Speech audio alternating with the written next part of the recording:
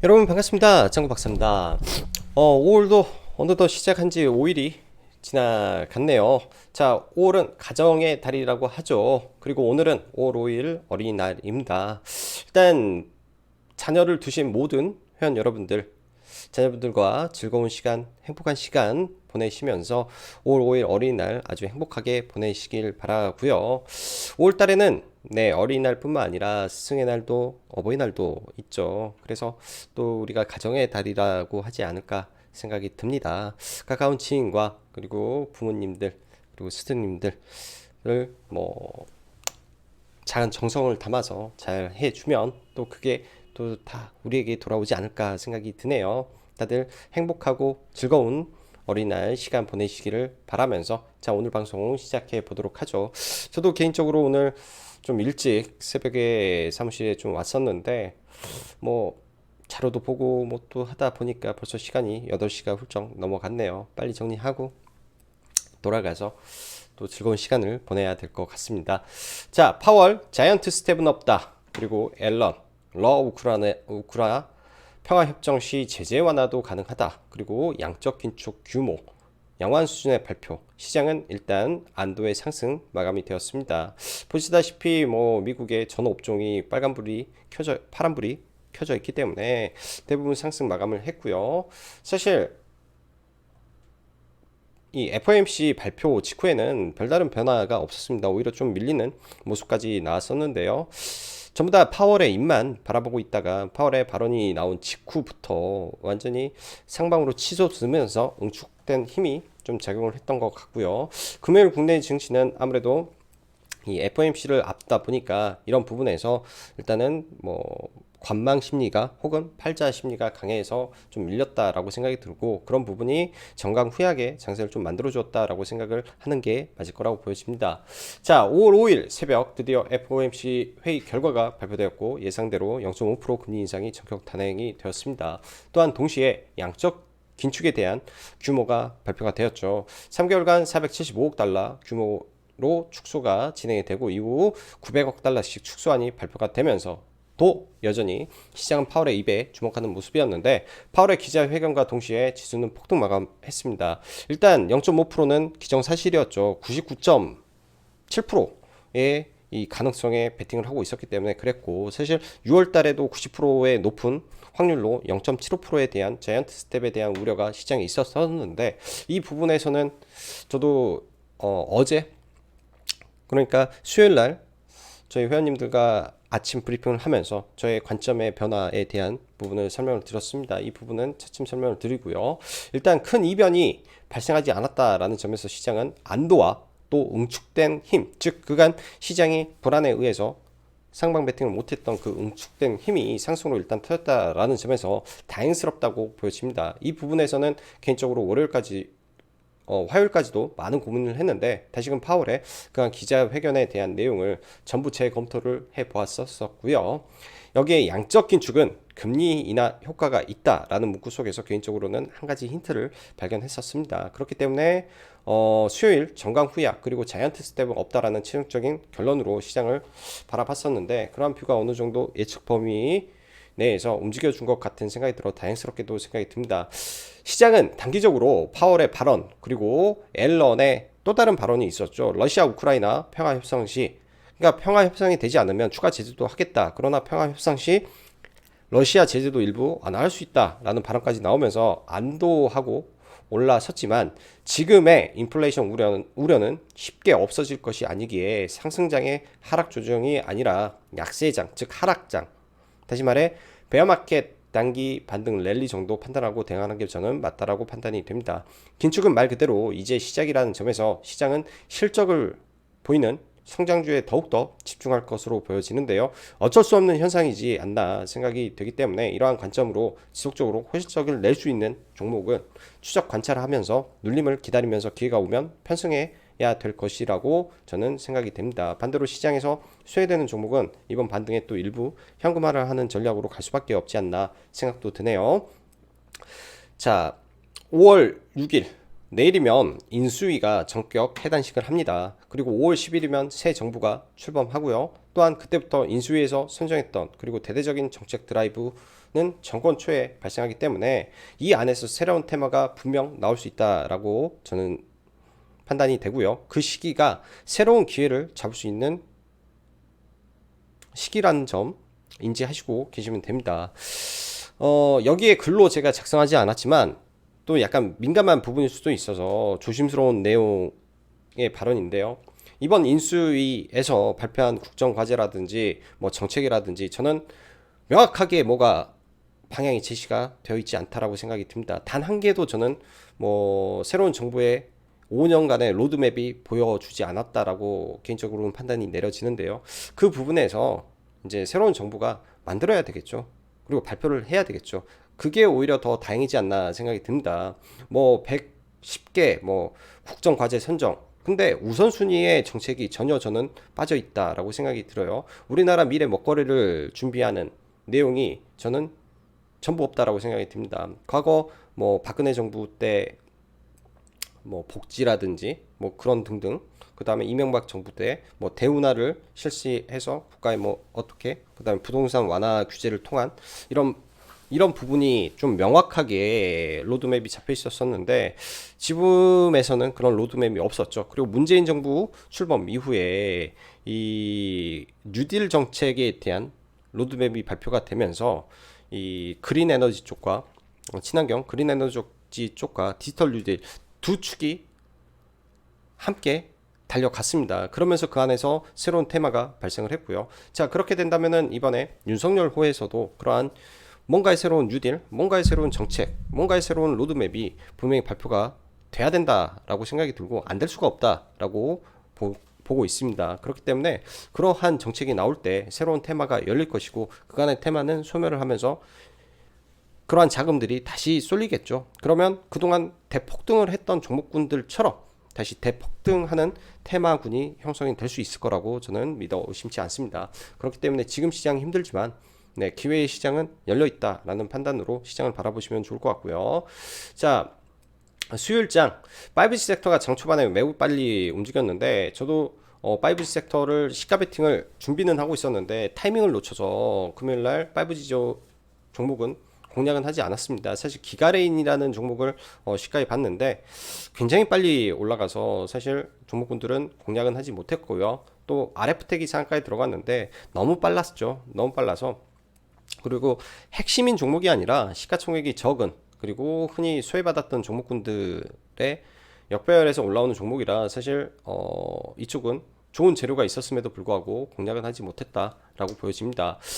이후에 러시아 석유 금수 조치를 앞두고 일단은 수요일날 에너지 관련주는 대거 급락을 해버렸고요. 그러나 반대로 한국가스공사나 한국전력 등 약간의 유틸리티 섹터, 즉 지수가 안 좋다 보니까 올라온 경향이지 않나 정도, 또 특히 한국가스공사는 1분기 호실적 기대감에 의한 상승 정도로 생각이 들고, 러시아가 이 유럽과 서방 국가들의 제재에 대해서 수출 제한 조치를 행정명령을 시행해야 했죠. 이 부분이 어떤 쪽으로 쏠릴까 봤었는데 일단은 나프타 관련해서 이 에코 플라스틱 쪽으로 쏠려서 나프타 관련주가 금요일은 거의 시장의 주도 테마로 움직이지 않았나 정도 생각이 듭니다. 뭐 이쪽도 뭐 단기 상승에 그치지 않을까 조심스럽게 예상이 들고요. 일단 금요일날, 그러니까 어제 수요일날 이 유럽이 러시아의 제6차 에너지 제재안을 일단은 발표가 되었습니다. 최종적으로 EU 회원국들이 전부 동참을 해야 이게 이제 시행이 되는 것이겠지만 이런 부분이 발표가 됐기 때문에 그로 인해서 국제 유가라든지 에너지, 그다음에 광물 대폭등을 좀 하고 있죠. 이런 부분은 지속적으로 저는 인플레이션을 가중시킬 우려이지 떨어질 우려는 이유는 아니라고 생각이 듭니다. 특히 이제 독일에서 아직 발표가 나오지 않았는데 독일의 발표가 나온다면 추가적으로 더 올라가지 않을까라고 생각이 들고요. 이런 부분에서 그래서 아직까지는 인플레이션에 대한 우려가 해소된 게 아니다 정도 생각이 듭니다. 자, 2차 전지 섹터 그리고 일부 IT 반도체 호시적을 내는 섹터, 처음에도 말씀드렸지만은 지금은 시장이 베어마켓 랠리다 보니까 실적을 내고 성장을 할 수 있는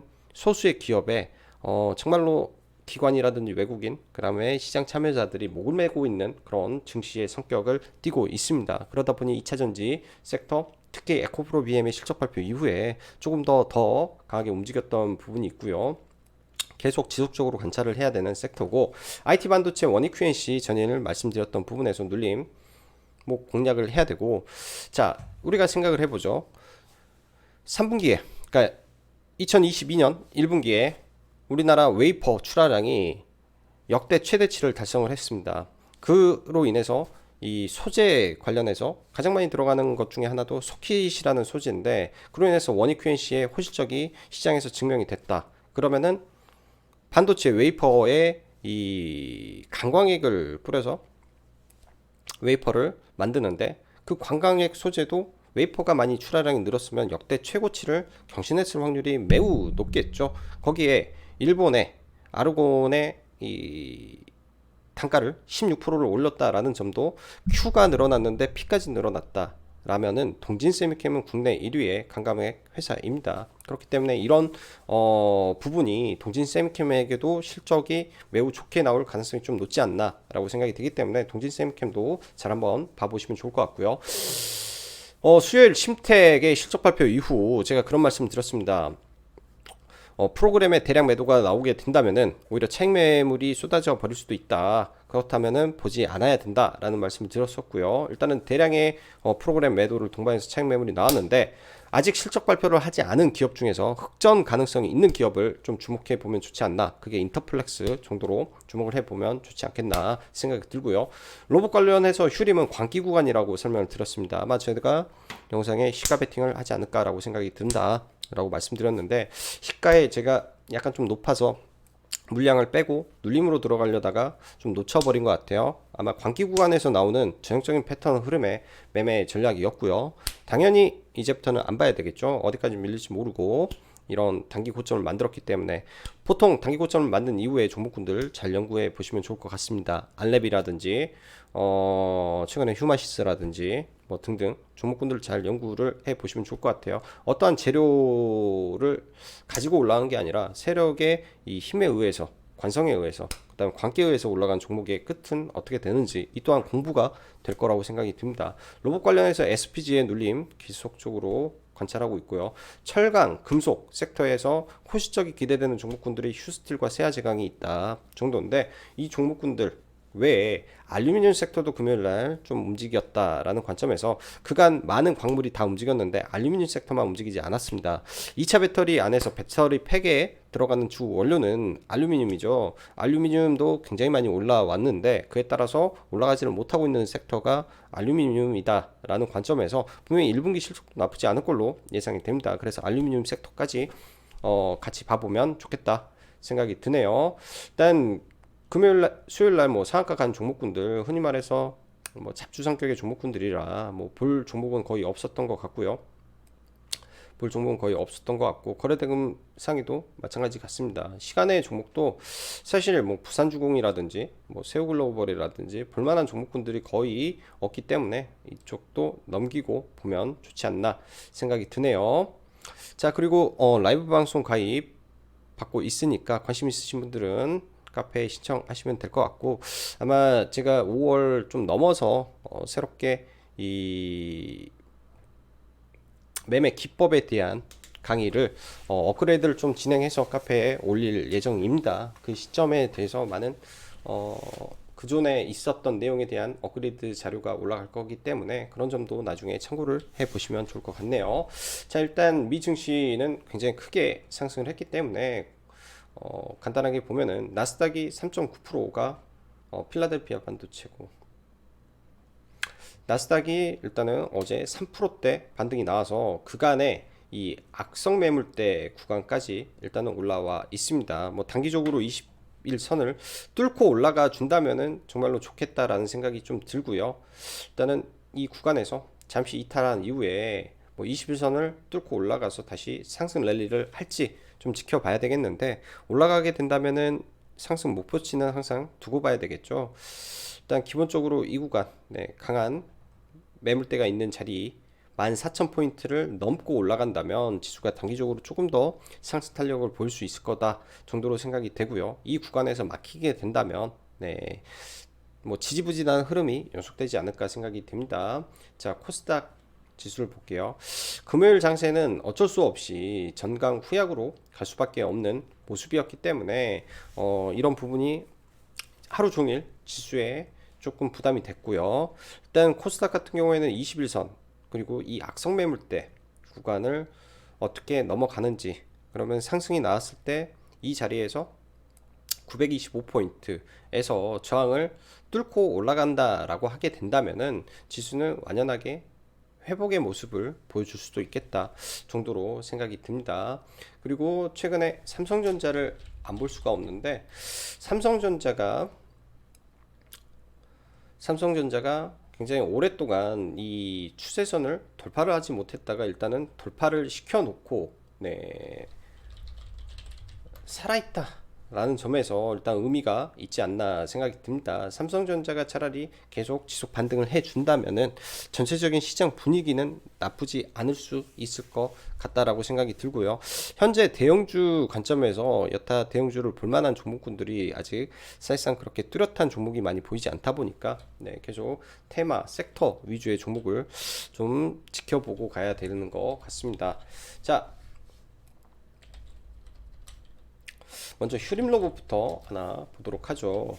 휴림 로봇 굉장히 높은 구간에서 말 그대로 광기의 피날리를 쳤다라고 보여주는데, 이게 이제 금요일날 사상 최고치를 돌파하는 시점에서 상한가에 들어가서 나머지 관성 구간이 좀 나왔다라고 좀 보여지는데요. 시가부터 굉장히 높게 출발을 했죠. 4,000원에 출발해서 거래대가 엄청 터졌는데, 이건 나중에 낙주 정도 생각을 해보고 대응을 하면 될 것 같습니다. 이렇게 뭐 많이 내려온다면 한 번 정도 그때 봐보지, 지금은 딱히 너무나 이격도가 너무 크게 벌어져 있기 때문에 좀 보기는 어렵겠다 싶고요. 자, 그 밖에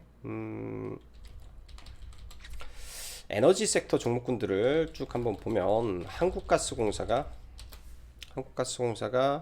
이제 실적 기반에서 아무래도 올라온 경향이 좀 있을 것 같고, 금요일날 일단은 수급이 좀 좋게 들어왔는데 이거를 뭐 따라서 매매하기는 어려운 부분이라고 생각이 듭니다. 반면 SH에너지화학은 지속적으로 좀 밀렸죠. 일단 저는 이 종목을 일부 가지고 있고요. 계획은 이 1325원에서 추가 매수를 걸어놨었는데 추가 매수가 안 돼서 일단 뭐 약손실권에 종목을 좀 들고 있습니다. 원하는 구간은 이 박스권 안에서 일단은 트레이딩 영역으로 좀 봤기 때문에 내일 반등이 나오면 아마 청산을 하지 않을까라고 생각이 들고, 유럽의 러시아 금수 조치로 인해서 이 에너지 가격이 대폭 올라가 있는 상황이기 때문에 일단 기본적인 반등은 나올 걸로 예상이 되네요. 자, GS 글로벌 호실적인 발표가 됐습니다. 저는 금요일 날 좀 들어갔다가 두어 차례, 그러니까 수요일 날 들어갔다가 두어 차례 뭐 수익을 냈었는데 결국 마지막에 한번 거래가 비중이 좀 들어가다 바람에 손실로 좀 마감을 했었는데요. 일단 고점에서 굉장히 고점으로 보여지지만은 주가가 밀리지 않고 실적이 굉장히 좋게 나왔죠. 1분기에 영업이익이 233억이 나왔다라는 점에서 이 구간을 돌파를 할지 말지 지켜는 봐야 될 것 같습니다. 일단 테마로 올라왔지만은 실적이 좋게 발표가 나왔기 때문에 지금 월봉에서 이 구간에서 좀 지지를 하고 있죠. 저는 개인적으로 완벽하게 이 자리, 즉 4,800원 혹은 5,000원을 완벽하게 돌파를 하고 이 시세가 연속이 된다면은 조금 더 갈 수 있을 것 같다라는 생각도 드네요. 고점 구간에 있지만은 지금 물량 소화를 하고 있다면은, 빠져야 될 자리에서 주가가 밀리지 않는다면 더 강할 수도 있기 때문에 GS 글로벌은 지속적으로 관찰을 좀 해야 될 종목 같습니다. GS 글로벌만 좀 볼까요? GS 글로벌만 영업이익 233억 발표가 좀 나오고 나서 좀 횡보를 보이다가 이 구간에서 일부 샀다가 좀 약한 것 같아서 반 팔고 나머지 좀 올라오길래 다시 추가 매수해서 수익은 잘 냈고요. 그 다음에 이제 남은 물량을 이 구간에서 불타기를 좀 했던 게 여기에서 갑자기 밀려가지고 다시 이 자리에서 추가 매수를 해서 약손실로 나왔었는데, 이게 이제 비중이 좀 많아지다 보니까 이거는 이 안에서 좀 손실이 좀 났던 것 같습니다. 그래서 GS글로벌은 실적이 굉장히 좋게 나왔기 때문에 그러한 실적 기반으로 수급이 들어오는지 정도 체크를 하면서 계속 추격 관찰을 좀 해봐야 될 종목 같고요. 자, 금요일날 수요일날 러시아의 이 제재에 의해서 나프타 종목이 굉장히 많이 올랐는데, 에코플라스틱이 일단 상한가에 마감이 됐습니다. 상한가를 좀 강하게 갔는데, 개인적으로는 이 종목을 상따를 안 한 이유가 있어요. 충분히 할 수도 있는 종목이었는데, 왜 상한가가 강하게 들어가서 충분히 상따도 해볼 만한 종목이었는데, 과거 이 상한가에서 유상증자를 때려버렸던 이력이 좀 있던 종목이죠. 그러한 이 질이 좀 안 좋았던 종목이다라는 생각에, 과거 그러한 기억 때문에 오히려 이 종목은 아예 손을 안 댔던 것 같습니다. 그래서 일단은 강하게 상한가를 들어가 있고, 이 종목이 추가적으로 계속 올라갈지, 시장 규모를 5조로 나와서 규모가 크지 않다라는 생각에 조금 매매를 하진 않았고요. 코오롱 플라스틱,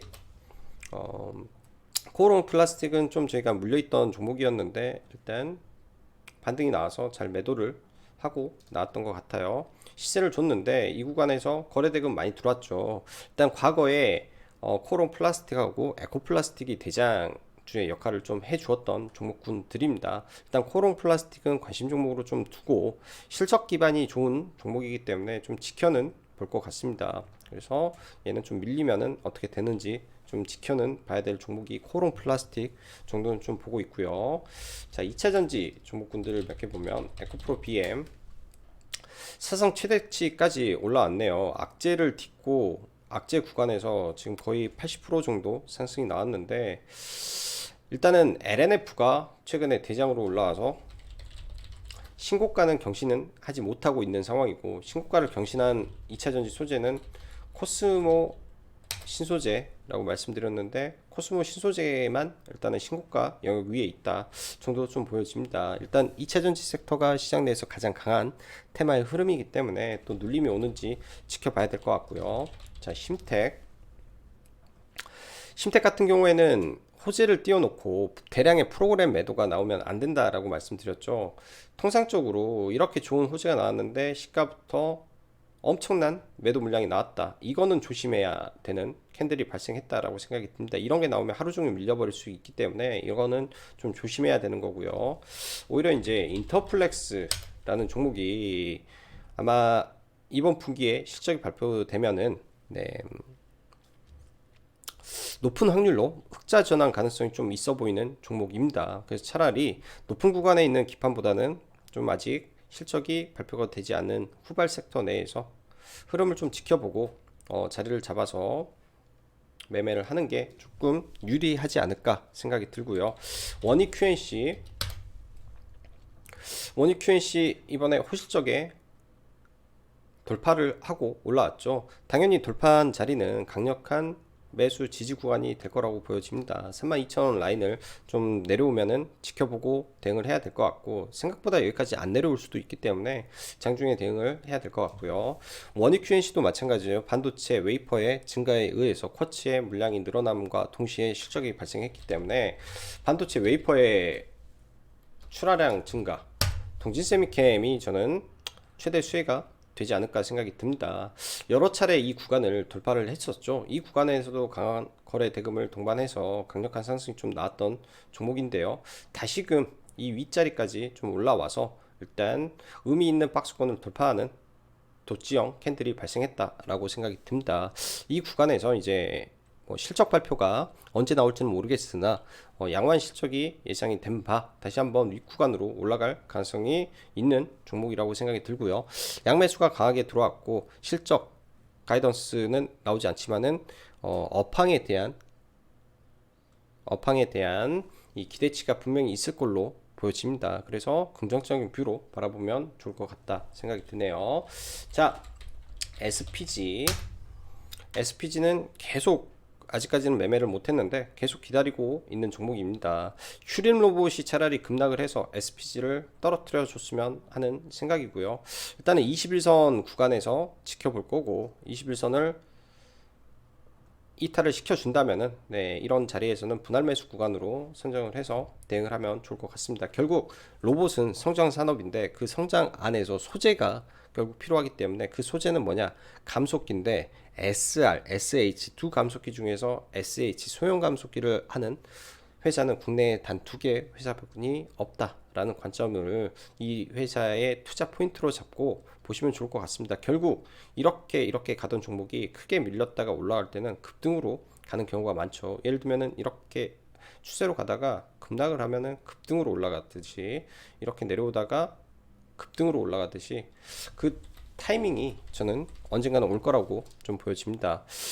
금요일날 저는 이제 대한전선이라는 종목을 좀 매매를 했었고요. 최근에 이때 강하게 상한가를 들어가고 시세를 좀 줬던 종목이죠. 금요일날 이 박스권을 돌파하는 흐름에서 좀 매매를 해서 수익을 좀 냈던 종목이고요. 뭐 5G 섹터는 들어가진 좀 못해서 이 종목에서 매매를 좀 해서 수익 실현을 좀 했고, 그 다음에 최근에 우진 원자력은 지속적으로 바라보고 있는 종목입니다. 다른 뭐 종목보다도 했던 종목 위주로 좀 보고 있는데요. 일단 시간 외에서 잡았던 거는 시초가에 다 팔고 이 좁은 박스권을 만들어 놓은 상태에서 짧게 눌림 매매 한 차례 정도 하고 마무리를 좀 지었고요. 아마 이 종목은 좀 지켜는 볼 것 같습니다. 파이로 프로세싱이 어떠한 경로로 앞으로 움직여질지 좀 지켜보면서 대응을 해야 되지 않나 생각이 들고, 자 마지막으로 뭐 저는 새우글로벌을 매매를 좀 했었는데 앞자리에서는 조금 손절을 했었고요. 그 이후에는 뭐 분할 매수를 해서 뭐 짧게 수익을 좀 내고 나왔는데, 일단 저는 이 종목을 홍준표 관련으로 생각을 하고 매매를 했었는데 뭐 다른 쪽으로 좀 엮여서 올라간 것 같습니다. 뭐 시간 외에서는 이게 이제 뭐 나프타 관련된 종목이다라고 해서 움직인 것 같은데, 이거는 나중에 어떤 관점에서 이 종목을 지켜볼 거냐면, 홍준표 결국은 올해 정권이 시작을 하고 한 1년 정도가 지나면은 새로운 대선 후보에 대한 기대감이 벌써부터 나올 거라고 저는 보여집니다. 그렇기 때문에 나중에 홍준표 관련주로 움직일 수 있는 종목군들 하나하나 다시 찾아서 잘 지켜보면 좋지 않나 생각이 들어요. 많이 밀린 상태에서 원형바닥 만들고 올라가고 있기 때문에 조금 그런 관점에서 좀 체크를 해놓고 지켜보고 있고요. 자, 알루미늄 관련주 몇 개 보도록 하죠. 지금